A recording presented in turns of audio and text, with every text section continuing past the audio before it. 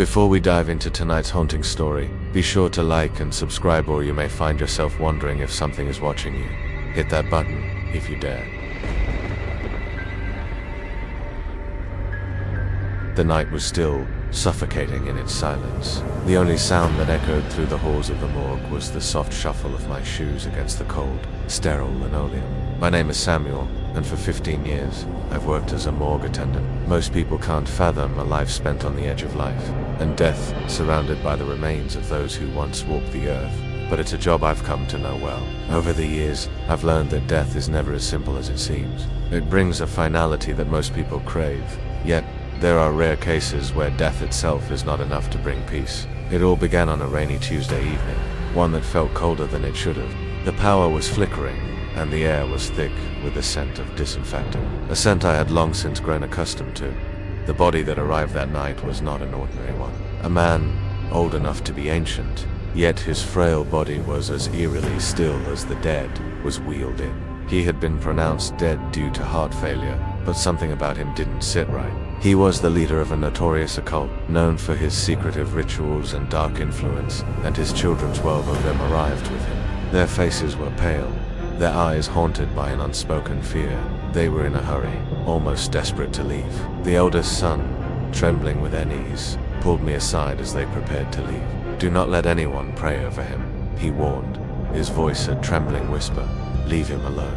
We've warned everyone." The urgency in his voice sent a chill down my spine, but I said nothing as they left, not even questioning why they spoke in such cryptic terms. As the hours passed, the normal routine of the morgue resumed.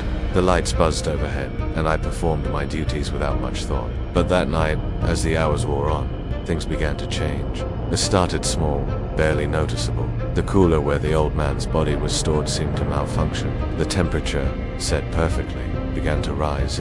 The maintenance team inspected it, found nothing wrong, and shrugged it off. The next night, however, things took a darker turn. The hum, barely audible at first, grew louder. It was as though something was stirring in the quiet darkness of the morgue. At first I convinced myself that I was imagining things: long hours, stress, exhaustion, nothing to worry about. But as the sound grew, so did my unease. By the third night, the hum had turned into a low, guttural moan, reverberating through the walls of the morgue. The sound echoed like something alive, trapped in the cold, sterile steel of the storage unit.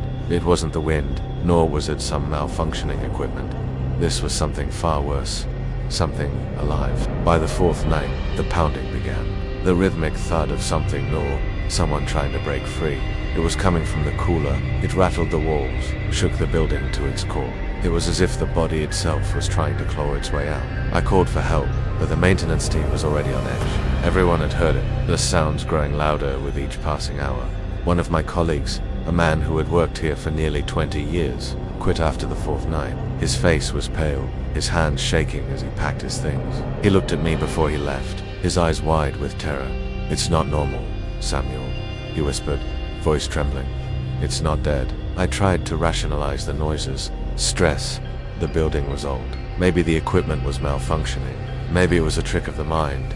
But deep down, I knew something was wrong. The smell began next. A sharp, metallic stench filled the air. It was overwhelming, unlike anything I'd ever encountered before. By the end of the second week, none of us had slept. Nightmares plagued us, vivid and relentless. In these dreams, the old man stood over us, whispering in a language we couldn't understand. Some of the staff refused to work the night shifts altogether, leaving the rest of us to bear the brunt of the horror. I couldn't leave. I was trapped in a place that had become suffocating with fear and darkness. On the 30th night, the power went out. Complete silence enveloped the morgue, a silence so oppressive it made it hard to breathe. And then, from the storage room, came the scream. It was a blood-curdling sound, like nothing I'd ever heard before. It froze me in place, my heart pounding in my chest. When the lights flickered back on, the cooler door was wide open. The old man's body was no longer where we had left it. It lay on the cold floor, twisted into an unnatural position. His face twisted into a mocking smile. His eyes were wide open, and his mouth formed a grotesque grin. He looked almost alive. The next morning, his children arrived in haste. Their fear was palpable, their faces contorted with a desperation I couldn't understand. They arranged for an immediate burial, but something in their eyes told me they knew what had happened to where their father had become. I later learned that, on his deathbed, the old man had issued a chilling command. No pastor was to be present at his funeral. His voice had carried an authority that even his children dared not defy. But in their desperation to restore some sense of normalcy, they had broken his command. A pastor was invited. The funeral was tense, and as the pastor began his prayer, an unnatural tension gripped the air. The crowd grew uneasy, whispering among themselves, and then, with a loud crack, the casket shattered. The old man's body sat upright, jerky and unnatural. His eyes burned with malevolence. With terrifying precision, he raised his hand and struck the pastor across the face. The pastor fell lifeless before he even hit the ground. Panic erupted, people screaming, running for their lives. The old man's body fell back into the casket, as if nothing had happened. The lid slammed shut. Later that night, the noises returned, but this time, they weren't just confined to the old man's cooler. They echoed through the morgue, coming from the cooler where the pastor's body was now stored. Violent shaking reverberated through the halls as the pounding continued. The staff couldn't take it anymore. By the third night, the morgue was abandoned after dark. The pastor's family, under immense pressure, arranged for his immediate burial. The moment his coffin was lowered into the ground, everything fell silent. The morgue was still once again, but the memories of those 30 days lingered like a shadow, haunting us. I learned one thing, that month death is not always the end. Some people never rest. And now, every time I wheel another stretcher into that morgue, I feel a chill run down my spine. Because deep down, I know that death can be as restless as the living. Some stories should never be disturbed. Some things should remain buried, even if they walk the earth no more.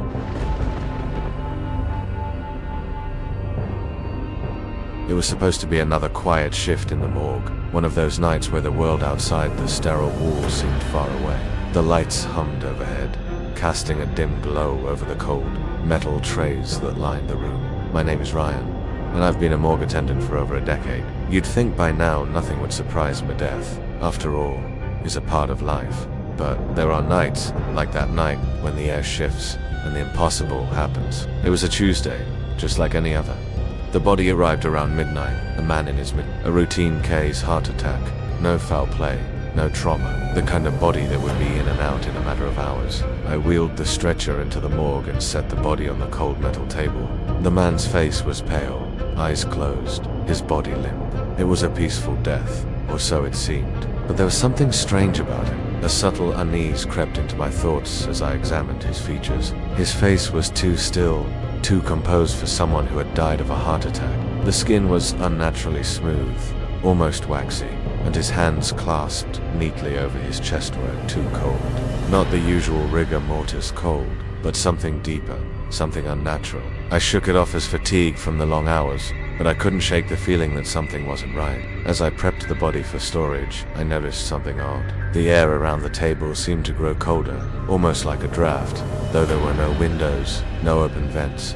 The hairs on the back of my neck stood up, and I could hear a faint rustling sound, almost like whispering. I spun around, but the room was empty, save for the rows of steel tables and bodies covered in white sheets. I tried to push the unease aside, but the whispering grew louder. It was soft at first, a low murmur that seemed to come from the corners of the room.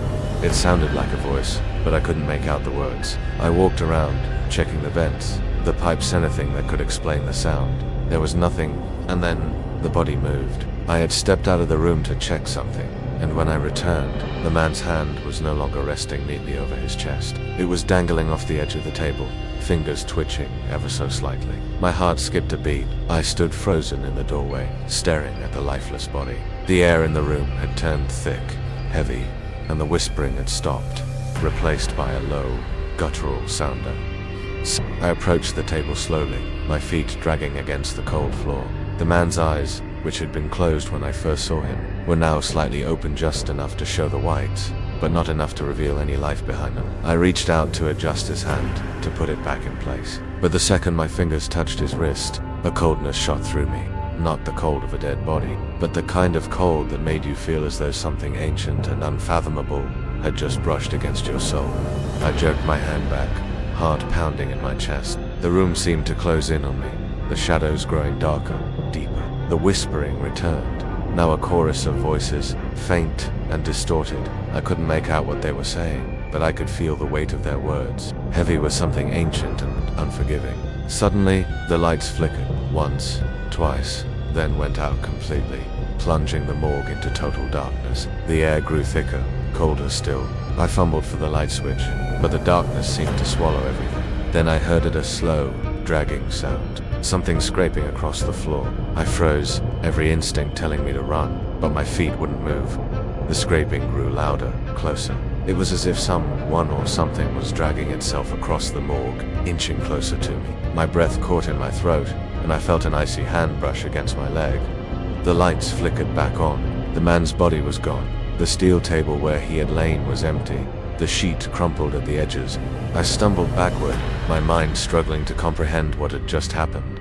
No one had entered the room. No one had left. I was alone. The door to the morgue slammed shut behind me, the sound so violent it shook the walls. I turned and saw him standing in the doorway. The man's face was no longer peaceful.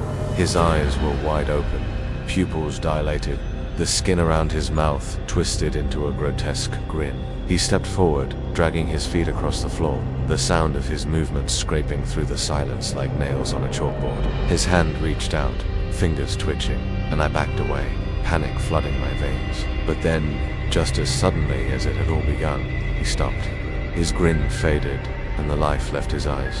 His body collapsed onto the floor, a limp, lifeless husk. I stood there, paralyzed, unable to move or speak. When the authorities arrived the next morning, the body was gone. There was no trace of it, not even the faintest sign of struggle. The morgue was silent once more, as if nothing had ever happened. I tried to leave. I thought about quitting, but the strange events continued.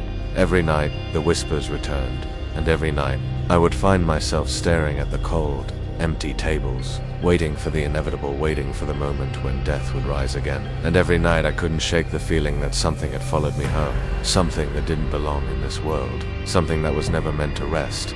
I don't work in the morgue anymore. I can't.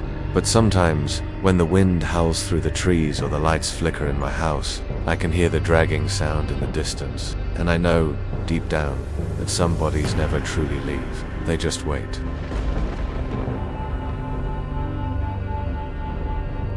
It was a Friday night, and the rain hammered against the windows of the morgue like a relentless force of nature. The hum of the fluorescent lights overhead was the only sound in the otherwise silent room. I'm Mark, a morgue attendant with over 7 years on the job.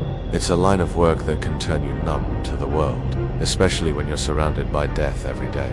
The bodies come and go, but you learn quickly that the morgue is a place where the living and the dead are not so easily separated. It wasn't unusual to have bodies come in after accidents, or natural causes nothing too out of the ordinary. But tonight was different. A body had been brought in around 10 p.m.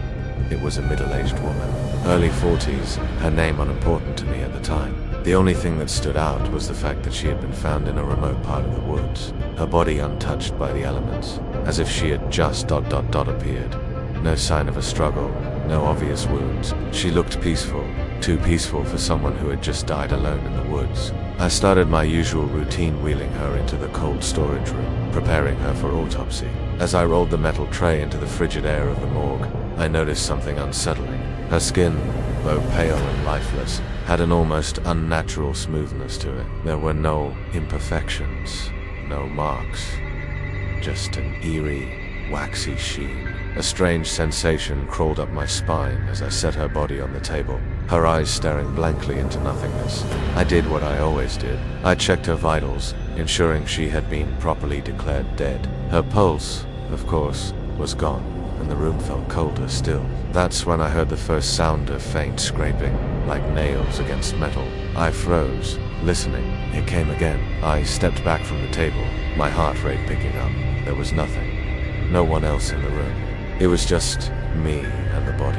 I tried to dismiss it, blaming the isolation of the morgue, the monotony, but the noise continued, and it was growing louder. This time, I stepped toward the body, hoping to find a logical explanation. Maybe her limbs had shifted slightly during the transportation process.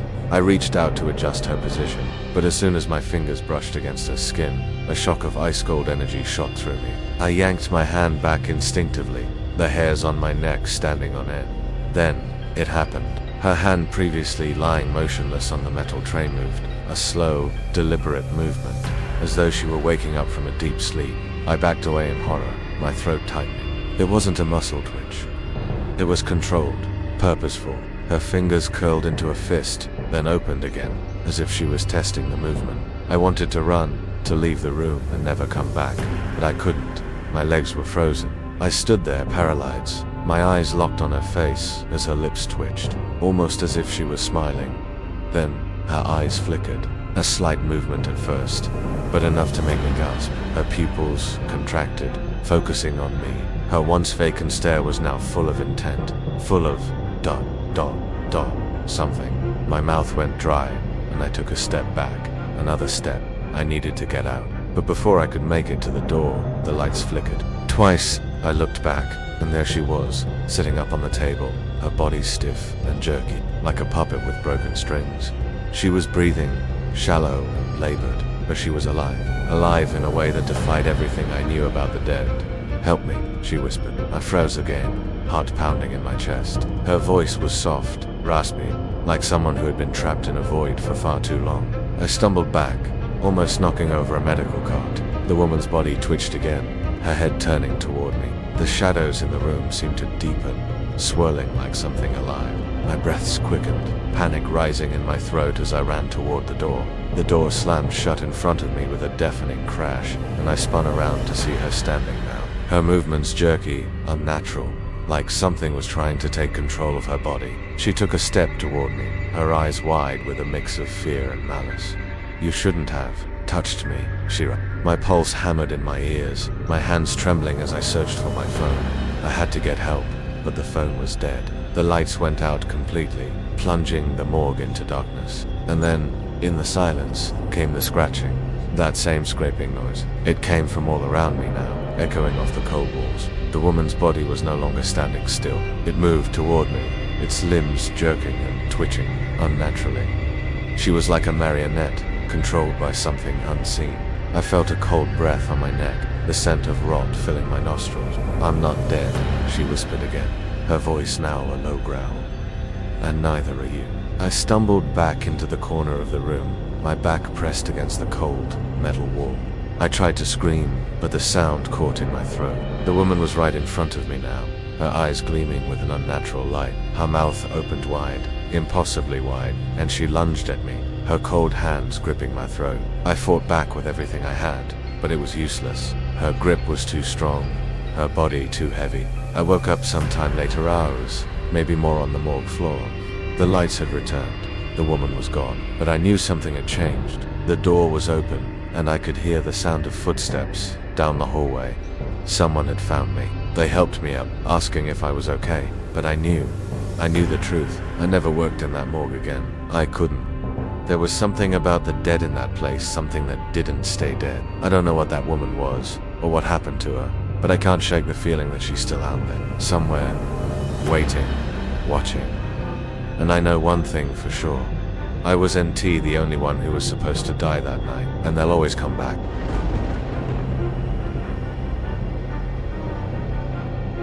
It's strange, you know how quickly you can get used to death. When I first started working at the morgue, I was horrified by the sight of bodies, the cold touch of lifeless flesh against my own. But after a few months, you stop flinching when you roll in another body. Death becomes just another thing on your to-do list. That's how I ended up in the position I'm in now, quietly going through the motions in a morgue that's too quiet for its own good. My name's Derek. I've worked in this morgue for 3 years, long enough to know the routine, long enough to have seen more than my fair share of both. But one awful night changed everything. It all started with a body.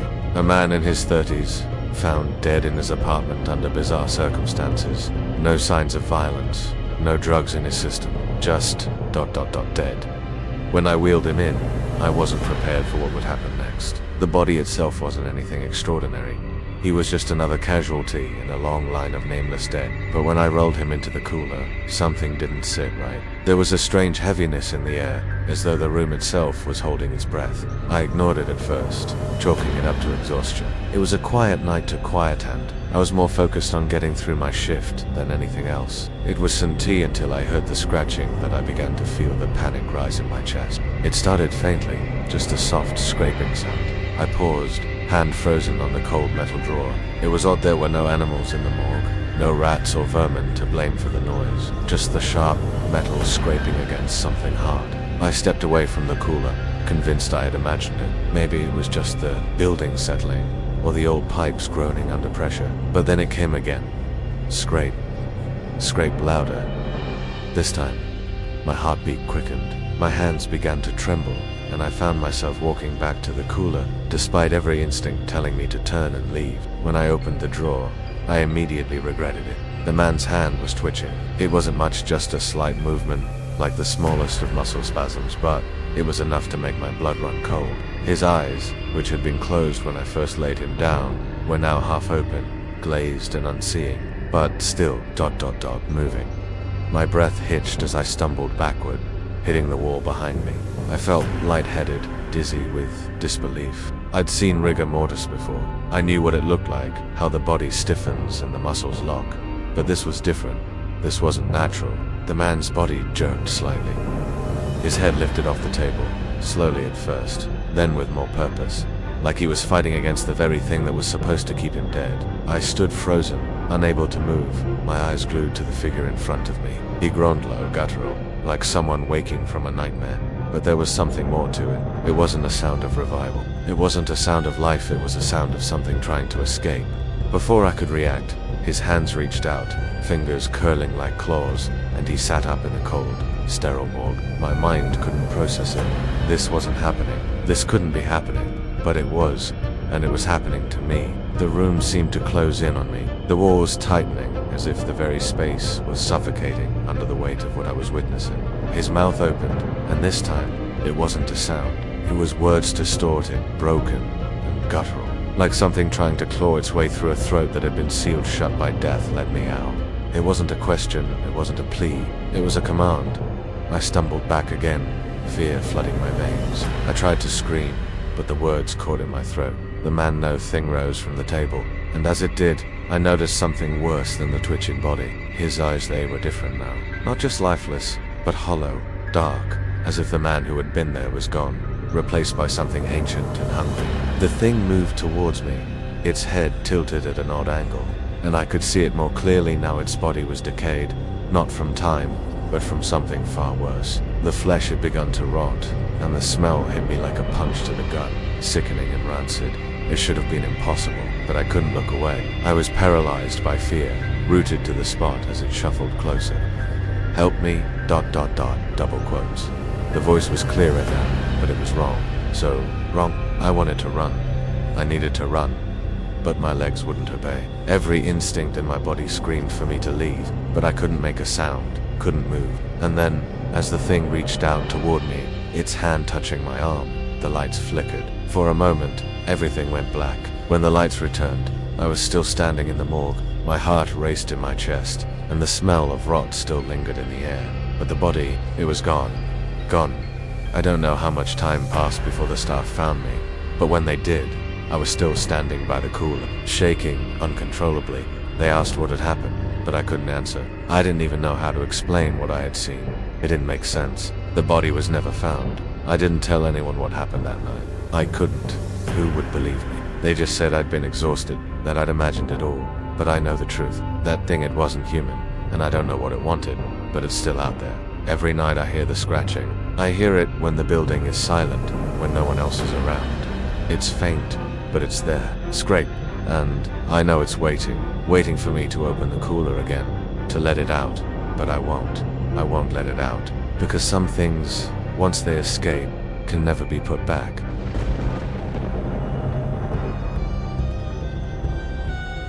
The morgue was quiet, as it always was during the late hours of the night. I had grown used to the stillness, the kind of quiet that pressed on your chest like a weight, where even the sound of your own breathing felt too loud. My name is Victor, and I work the midnight shift at the county morgue. For the most part, it's a job like any other. You get used to seeing bodies, to feeling the weight of death hanging in the air. But some nights are different. That night, it was an older man who had arrived early 60s, they said. He had been found dead in his home, the cause of death uncertain, though his heart had been a likely suspect. His family had left him there, and the usual protocol had been followed. His body had been stripped of his belongings, placed in a plastic bag, and transported to our cold, lifeless morgue. At first glance, He seemed like any other typical heart attack victim, but there was something off about him. His skin was unnaturally smooth, far too pale, and his lips, despite his age, had a faint shade of red to them. His body was still warm, too warm, as though he hadn't been dead long. I shrugged it off. Maybe his family hadn't given us the exact time of death, or maybe it was just the ambient temperature of the room. I wasn't one to say. I began my usual inspection, placing his body on the metal table and preparing him for storage. The fluorescent lights overhead flickered once, twice, then buzzed loudly, their harsh hum filling the empty space. I found myself unnerved by the noise, and that was when I first heard it. A faint, almost imperceptible whisper. It sounded like someone speaking just out of earshot, the words too distorted to understand. I paused, my breath catching in my throat. The room was empty, there were no other staff on the floor. Just me and the dead. I stepped back, glancing around the room. Nothing. My pulse quickened, and I tried to push the unease away. I had worked here long enough to know that the morgue plays tricks on your mind.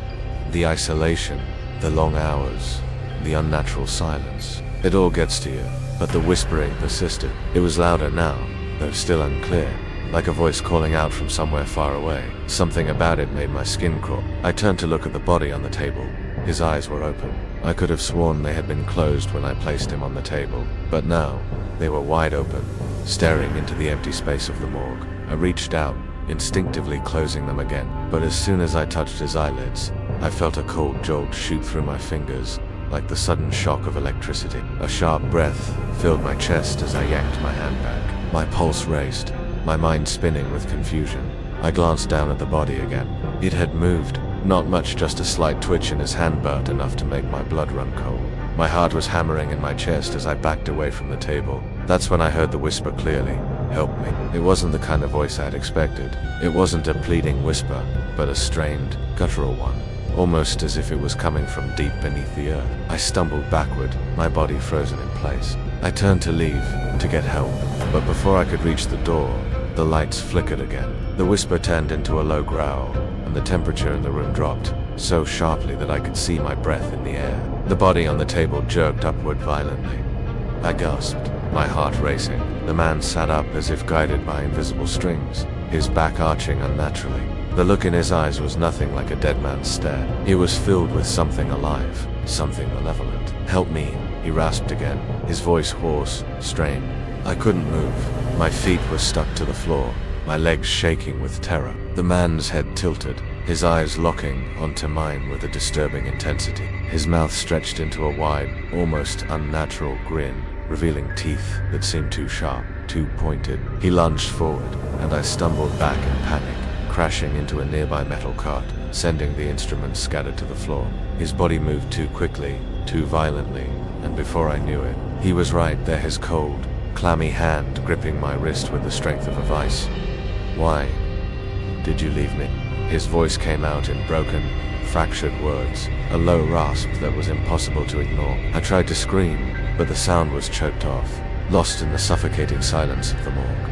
I fought against his grip, pulling my arm free with every ounce of strength I had left, but it felt like his fingers were digging into my skin, rooting me to the spot. The growling noise intensified, echoing around the walls of the room, drowning out all rational thought. My vision blurred with panic, my mind racing. I had to get out. With everything I had, I shoved him away, stumbling toward the door. His laughter, sharp and guttural, followed me, making the hairs on the back of my neck stand up.